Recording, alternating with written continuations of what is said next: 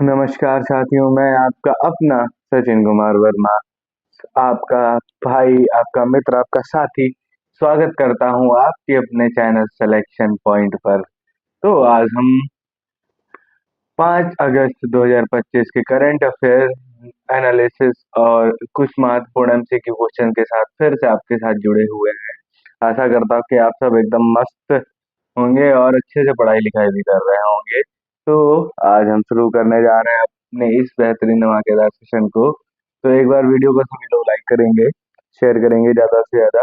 मैं ऐसे ही कंटेंट्स लाता रहूंगा। मैंने आप लोगों से बोला था कि मैं भी पॉलिटी की भी क्लासेस जल्दी ही लाने वाला हूँ, तो कुछ कारणवश से ला नहीं पाया था। एक हमारे उधर मौसम की खराबी है पूरे उत्तर प्रदेश में, आप सभी देख रहे होंगे लगातार बारिश हो रही है, तो उसकी वजह से थोड़ा कामों में व्यस्त व्यस्त हैं। तो जल्दी क्या नाम आपका पॉलिटी का सेशन भी लाया जाएगा।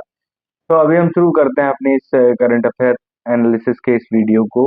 तो सभी लोग कमेंट सेक्शन में प्लीज रिव्यू दे दिया कीजिए कि कैसी क्लास रही, कि कहाँ पे कोई दिक्कत आई। आप सभी लोग कमेंट सेक्शन में ये रिव्यूज दे सकते हैं। आगे बढ़ते हैं हम। सबसे पहला टॉपिक है VinFast launches India's EV plant in Tamil Nadu.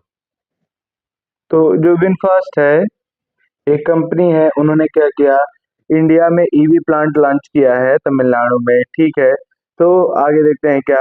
विंटिगम minus EV giant VinFast इन ने तुट्टुकोडी तमिलनाडु में अपनी पहली मैन्युफैक्चरिंग फैसिलिटी शुरू की। लक्ष्य है भारत को मैन्युफैक्चरिंग हब बनाना और लोकल सोर्सिंग को बढ़ावा देना। ठीक है, तो विनिटन मेस ईवी जायंट जो है विनफेस्ट, मतलब दुनिया की सबसे बेस्ट ईवी कंपनियों में से जो है, वो अपने भारत में पहला इलेक्ट्रिक व्हीकल जो प्लांट होता है वह लॉन्च कर रहा है, उसने खोल दिया है। ठीक है, उसका मेन बढ़ावा क्या है, भारत में स्थानीय सोर्सिंग को बढ़ावा देना है। और साथ ही साथ में यह जो है तमिलनाडु के तूतुकुड़ी में इसे स्थित किया गया है।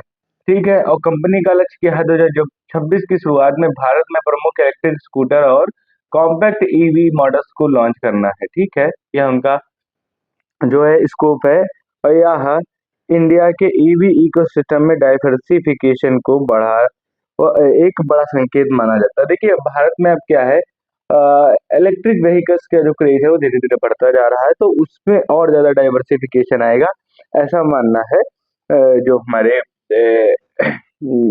जितने भी क्या नाम एनालिसिस्ट हैं उनके। आगे देखते हैं हमारा अगला टॉपिक। तो भारत टैक्सी सर्विसेज को cooperative to rivals of Ola and Uber. ठीक है, तो क्या हो गया, भारत करके एक टैक्सी है जो सहकारी सेवा है, उसको लॉन्च कर दिया गया है, जो भारत में ओला और उबर को टक्कर देने के लिए इसको एक बहुत ही बड़ा वेपन माना जाता है, गवर्नमेंट का माना जा रहा है। तो क्या हुआ, मल्टी स्टेट सहकारी टैक्सी कोऑपरेटिव लिमिटेड ने घोषणा की कि वे दिसंबर 2025 तक भारत नाम से pan India cooperative taxi launch करेंगे। क्या, जो मल्टी स्टेट जो सहकारी टैक्सी कोऑपरेट लिमिटेड जो है, उसने क्या किया कि 2025 के दिसंबर तक वो भारत नाम से एक pan India cooperative taxi launch करेंगे। मतलब संपूर्ण भारत में एक टैक्सी लॉन्च करने वाले हैं जिसका नाम क्या होगा, भारत होने वाला है। परियोजना में 300 करोड़ ऑथराइज्ड कैपिटल शामिल है और दिल्ली, गुजरात, यूपी एवं महाराष्ट्र से पहले 200 ड्राइवर्स जुड़ चुके हैं। देखिए क्या हुआ, इस परियोजना में लगभग 300 करोड़ रुपए का खर्चा आया है, और इसमें हमारे उत्तर प्रदेश, दिल्ली, गुजरात और महाराष्ट्र के लगभग 200 से ज्यादा ड्राइवर्स जुड़ चुके हैं। चलिए, ये बहुत अच्छी चीज है, क्योंकि आप ओला उबर का जो टैक्सेस देखेंगे काफी एक्सपेंसिव रहता है, कि जो मिडिल क्लास पर्सन है वो अफोर्ड नहीं कर पाता है। तो उसको देखते हुए जो हमारा मल्टी स्टेट सहकारी कोऑपरेटिव लिमिटेड है, उसने इस प्रकार की वो उठाई है, जिससे कहीं ना कहीं अगर सहकारी है तो इसका मतलब फेयर्स लिमिटेड होंगे, उस हिसाब से क्या नाम चीजें होंगी, और सहकारी चीजें आप जानते हैं कहीं ना कहीं सरकार संपूर्ण देश की एक स्थिति को देखकर इस प्रकार के कदम उठाती है। आगे देखते हैं, हम अपने अगले टॉपिक की ओर बढ़ते हैं। तो हमारा अगला टॉपिक है, बहुत इंपॉर्टेंट टॉपिक है, तो ये टॉपिक है हमारा 71वें जो राष्ट्रीय फिल्म पुरस्कार हैं, ठीक है। 31st नेशनल फिल्म अवार्ड्स की बात हो रही है। तो इसमें देखते हैं किसने कौन सा अवार्ड जीता हुआ है। तो सबसे पहले सबसे फीचर फिल्म को अवार्ड जाता है बहुत ही इंस्पायरिंग मूवी, ठीक है, बहुत ही इंस्पायरिंग मूवी जिसे मैं कहूँगा वह है 12th फेल, उसको जाता है। उसके बाद सर्वश्रेष्ठ हिंदी फिल्म का अवार्ड किसे जाता है, कटहल। आप एक बार देखिएगा जरूर, जो जितनी भी मूवी जो बेस्ट फिल्म का अवार्ड मिलती है कहीं ना कहीं में एक मोराल छुपा हुआ होता है, ठीक है। आगे देखते हैं सर्वश्रेष्ठ निर्देशक कौन है, सुदीपो सेन, जिन्होंने केरला स्टोरी बनाई थी, आप सभी को पता होगा। उनके लिए इनको नेशनल फिल्म फेयर अवार्ड मिला है, फिल्म अवार्ड मिला है। आगे देखते हैं सर्वश्रेष्ठ अभिनेता कौन कौन है। शाहरुख खान को जवान जवान के लिए क्या नाम सर्वश्रेष्ठ अभिनेता का अवार्ड मिला है, और साथ ही साथ में विक्रांत मैसी जी को 12th फेल के लिए 71वां राष्ट्रीय फिल्म पुरस्कार प्राप्त हुआ है। अच्छा, सबसे अभिनेत्री देखते हैं। तो सबसे अभिनेत्री का अवार्ड जाता है रानी मुखर्जी को, जो मिस्टर चटर्जी वर्सेस नॉर्वे के लिए इनको प्राप्त हुआ है। एक पॉइंट और दिया हुआ है। जो राष्ट्रीय फिल्म पुरस्कार हैं वो 10 अक्टूबर 1994 से दिए जाते हैं। चलिए कुछ और इम्पोर्टेंट बात देख लेते हैं, ठीक है। सर्वश्रेष्ठ सहायक अभिनेता का अवार्ड जो गया है वो गया है विजय राघवन को पुलक्कम के लिए, और मुथुपटई भास्कर को पार्किंग के लिए, और सर्वश्रेष्ठ सह नायिका का अवार्ड मिला है उर्वशी को उल्लू झुक्कू के लिए, और जानकी बोडीवाल को वाश के लिए, ठीक है। और आगे बढ़ते हैं हम इसी के साथ अपने अगले प्रश्न के लिए। तो अगला टॉपिक हमारा क्या कहता है देखते हैं। हमारा अगला टॉपिक है ministry of petroleum and natural gas launch the highway rest facility named अपना घर फॉर द ट्रक ड्राइवर्स। ये बहुत ही अच्छा एक इनिशिएटिव गवर्नमेंट ने लिया है। चलिए उसके बारे में क्या हुआ। Ministry of petroleum and natural gases launched a rest facility named अपना घर फॉर द ट्रक ड्राइवर्स। देखिए जो ट्रक ड्राइवर्स हैं, जो घंटों और मीलों तक की क्या नाम ट्रक चलाते हैं, तो उनको कहीं ना कहीं थकान हो जाती है, तो उनके आराम करने के लिए ministry of petroleum and natural gases ने क्या एक नई फैसिलिटी लॉन्च की है जिसका नाम है अपना घर। देखते हैं क्या है क्या। तो पेट्रोलियम और प्राकृतिक गैस मंत्रालय ने ट्रक चालकों के लिए अपना घर नामक हाईवे विश्राम सुविधा शुरू की। इन विश्राम स्थलों पर डॉर्मेटरी, स्वच्छ भोजन विकल्प, शौचालय, स्वच्छ पेयजल एवं और स्वयं खाना पकाने की सुविधा भी उपलब्ध होगी। देखिए यहाँ पे क्या मिलेगा आपको, डॉर्मेटरी मिलेगी, स्वच्छ भोजन विकल्प मिलेगा, शौचालय मिलेगा, स्वच्छ पेयजल मिलेगा, और साथ ही साथ में आप खुद ही अपने हिसाब से जो कुछ खाना पीना है वो बना सकते हैं। ट्रक ड्राइवर मोबाइल ऐप के माध्यम से पंजीकरण कर सकेंगे। देखिए ट्रक ड्राइवर्स को क्या है, मोबाइल ऐप के माध्यम से पंजीकरण कर सके। आज के समय में हर एक चीज टेक्नोलॉजी का जमाना है, तो ज्यादातर ही चीजें ऑनलाइन से हो जाती हैं। यह योजना 2027 तक 1000 इकाइयों में विस्तृत की जाएगी, जिससे ट्रक चालकों के जीवन की गुणवत्ता में सुधार आएगा। देखिए 2027 तक 1000 से अधिक अपने घर खोल दिए जाएंगे, जो कि मतलब जो ट्रक चालक हैं जो काफी मेहनत करते हैं, तो उनके लिए जीवन में एक गुणवत्ता होगी, एक सुधार आएगा। आगे बढ़ते हैं हम अपने अगले टॉपिक की ओर। तो हमारा अगला टॉपिक है बिम्स्टेक्स पारंपरिक संगीत समारोह सप्तसुर कहाँ आयोजित हुआ। दिल्ली में BIMSTEC block Bangladesh, Bharat, Myanmar, Thailand, Nepal, Bhutan ने क्षेत्रीय संगीत विविधता का जश्न मनाया। इसको सार्क के विकल्प के रूप में देखा जा सकता है। क्षेत्रीय कूटनीति और सॉफ्ट पावर का उपयोग करो, ठीक है। क्या हो गया, जो हमारा बिम्स्टेक है उसके एक संगीत समारोह की बात की जा रही है। तो बिम्स्टेक का पहला पारंपरिक संगीत समारोह दिल्ली में आयोजित किया गया। तो क्या है इसमें, क्या है इसमें भारतीय संस्कृति से परिषद जिसे आईसीसीआर के द्वारा सप्तसुर 7 राष्ट्र का एक राज्य, मतलब 7 जो देश दिए हुए हैं, बांग्लादेश, भारत, म्यांमार, थाईलैंड, श्रीलंका, नेपाल, भूटान, इन सभी के देश को राष्ट्रीय नृत्यों को, संगीत और उनकी परंपराओं का उत्सव मनाया गया, ठीक है। और इसका आयोजन बिम्स्टेक के द्वारा किया गया। अच्छा, बिम्स्टेक की फुल फॉर्म क्या है, कोई बता सकता है? बिम्स्टेक की फुल फॉर्म क्या है? बिम्स्टेक की फुल फॉर्म क्या है? तो भैया बिम्स्टेक की फुल फॉर्म है Bay of Bengal initiative of multi sectoral technical and economic corporation, ठीक है। क्या है? Bay of Bengal initiative for multi sectoral technical and economic corporation, ये है हमारे बिम्स्टेक की फुल फॉर्म। आगे देखते हैं एआई संचालित आंगनवाड़ी। ठीक है, ये बहुत इंपॉर्टेंट चीज क्या है? एआई संचालित आंगनवाड़ी। ठीक है, तो अभी हाल ही में भारत में एआई संचालित आंगनवाड़ी भी लॉन्च कर दी गई। आप देखेंगे एआई ने इस प्रकार से चीजों को अडॉप्ट किया है, इस प्रकार से उसने चीजों को कब्जा किया है, पूछिए ही मत। आप आज हर एक सेक्टर में देखेंगे एआई का काम कि एआई से काम लिया जाता है। आर्टिफिशियल इंटेलिजेंस ऐसा लगता है ह्यूमंस की जॉब्स को खा रहा है। आगे देखते हैं भारत की पहली एआई संचालित आंगनवाड़ी महाराष्ट्र के नागपुर जिले के बादामा गांव में लॉन्च हुई। कहाँ लॉन्च हुई?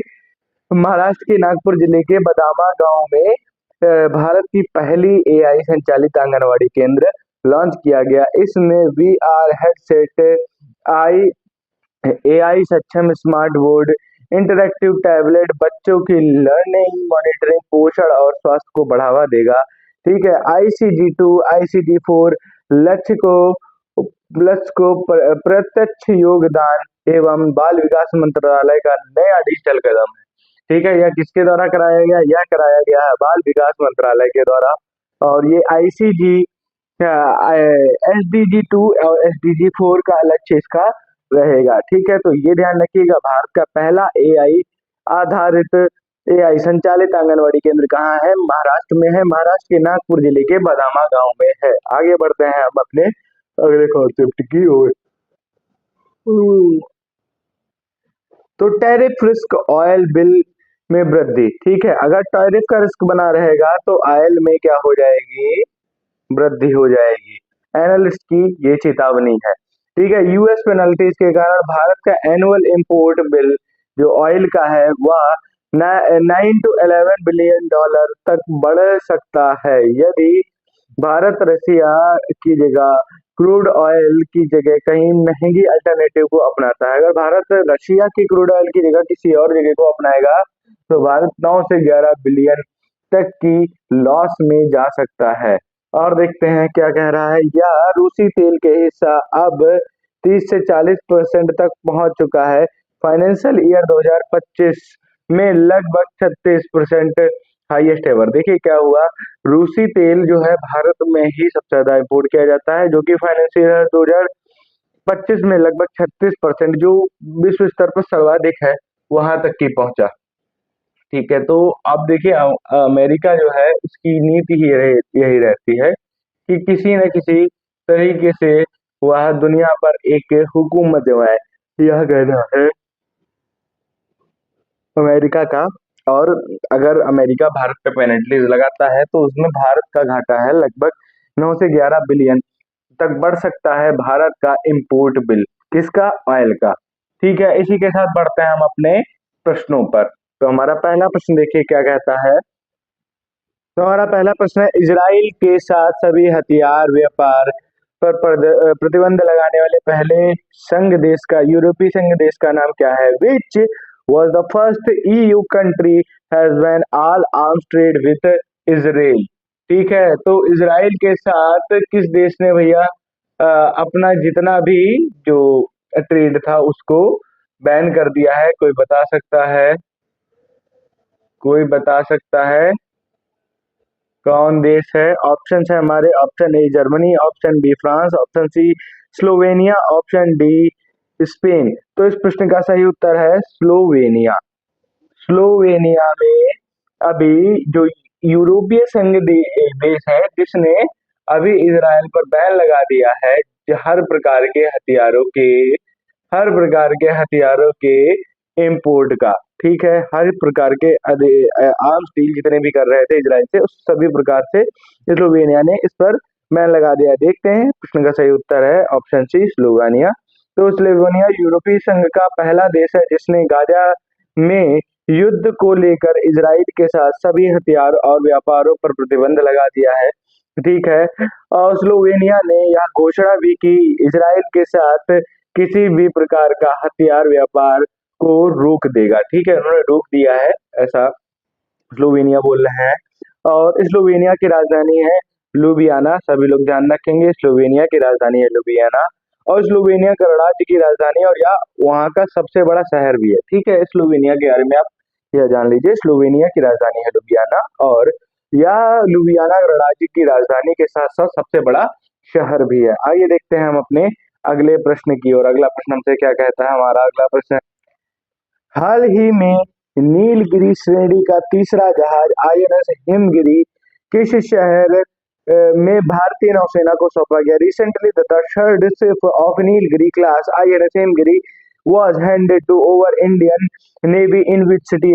तो जो नीलगिरी श्रेणी का जो तीसरा जहाज है, जिसको हम आईएनएस हिमगिरी के नाम से जानते हैं, वह अब किस भारतीय शहर में भारतीय नौसेना को दे दिया गया है, यह हमसे पूछा गया। तो हमारे ऑप्शन है, option A Goa, option B Mumbai, option C Visakhapatnam और ऑप्शन डी है कोलकाता।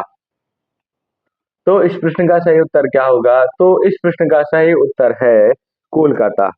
कोलकाता में अभी आईएनएस हिमगिरी को इंडियन नेवी को सौंप दिया गया है।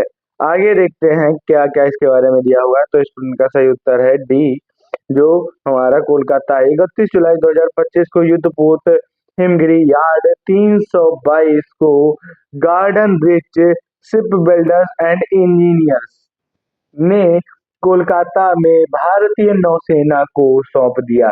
किसने इसको बनाया है? Garden rich ship builders and engineers ने। ठीक है, ठीक है, गार्डन, नाम ध्यान रखिएगा, garden rich ship builders and engineers ने कोलकाता में भारतीय नौसेना को सौंप दिया।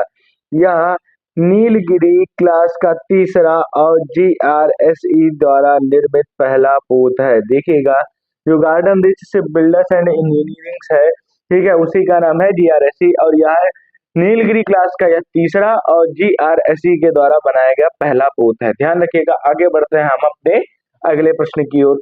हमारा अगला प्रश्न है, प्रधानमंत्री नरेंद्र मोदी ने किस शहर में 2 अगस्त 2025 को कई विकास परियोजनाओं का उद्घाटन किया? On August 2 2025 PM Modi inaugurated several development projects in which city?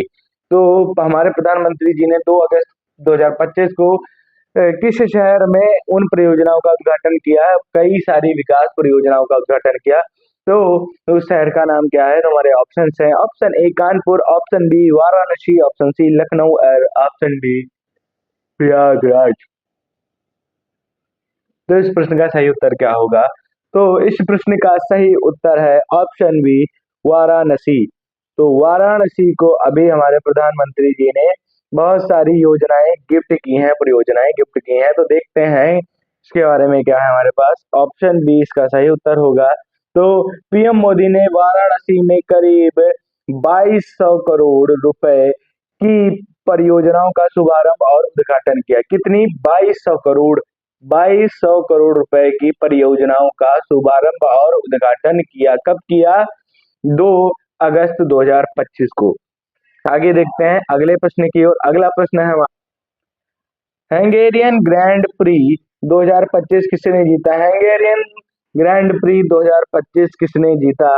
तो यह एक फार्मूला 1 रेस होती है। इसको किसने जीता? हमारे ऑप्शंस है, Max Verstappen, option B Oscar Piastri, option C George Russell, option D Lando Norris. तो इस प्रश्न का सही उत्तर क्या होगा? तो इस प्रश्न का सही उत्तर है लैंडो नॉरिस ने हंगेरियन ग्रैंड प्रिक्स 2025 रेस जीती। आगे देखते हैं, ऑप्शन डी इसका सही उत्तर है, यूके के मैकलरन टीम के लैंडो नॉरिस ने हंगेरियन ग्रैंड प्री 2025 जीता। यह उनकी तीसरी जीत है और टीम की 200वीं F1 जीत है। ठीक है, किस टीम से खेलते हैं? मैकलरन टीम से खेलते हैं लैंडो नॉरिस और यह उनकी तीसरी जीत है और साथ ही साथ में उनकी जो टीम है उसकी 200वीं फार्मूला 1 जीत थी। आगे बढ़ते हैं अगले प्रश्न की ओर। अगला प्रश्न है हमारा, हाल ही में प्रधानमंत्री किसान सम्मान निधि योजना की 20वीं किस्त कितने किसानों को ट्रांसफर की गई? हाल ही में प्रधानमंत्री किसान सम्मान निधि योजना की 20वीं किस्त किसानों को ट्रांसफर की गई, इसमें कितने किसान थे, यह प्रश्न है हमसे। तो हमारे ऑप्शन है, option A 1.2 crore, option B 2.5 crore, option C 9.7 crore, option D 20 crore. तो इस प्रश्न का सही उत्तर क्या होगा?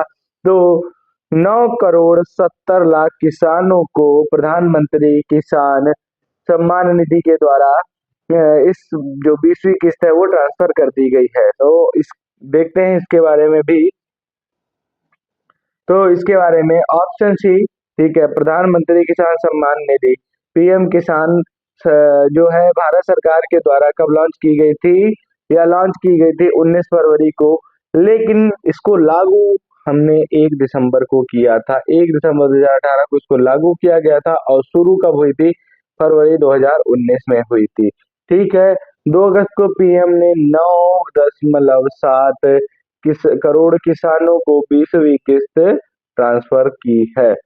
तो आज के लिए इतना ही। कल हम आपसे मिलेंगे एक नई धमाकेदार बेहतरीन करंट अफेयर की क्लास के साथ। तो आप हमारे चैनल को सब्सक्राइब कीजिए, लाइक कीजिए, शेयर कीजिए। हम आपके लिए ऐसे ही धमाकेदार बेहतरीन कंटेंट लाते रहेंगे। कल मिलेंगे फिर एक नई बेहतरीन करंट अफेयर की धमाकेदार क्लास के लिए। धन्यवाद।